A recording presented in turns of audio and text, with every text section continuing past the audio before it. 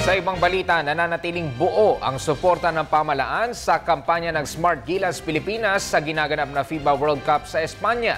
Sa kabila ito ng muling pagkabigo ng Gilas kagabi sa kanilang laban kontra Puerto Rico sa score na 73-77. Ayon kay Presidential Communications Secretary Sunny Coloma, nakakabilib pa rin ang ipinakitang husay ng ating mga manlalaro dahil nananatiling dikit ang laban hanggang sa huling sandali.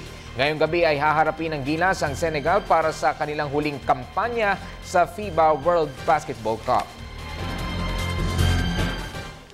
Taas noo ang ating mga manlalaro, taas noo pa rin ang mga Pilipino sapagkat kahanga-hanga din naman ang kanilang pinakitang husay sa pakikipaglaro. Hindi nga lang nakaya na talunin yung Puerto Rico, pero katulad nung naganap na mga laro laban sa Croatia at Argentina, nagwakas ito sa napakalapit na score. At sino mang nakakaunawa ng basketball ang magsasabing kung nadagdagan lang ang swerte ay maaari pang naipagtagumpay ito.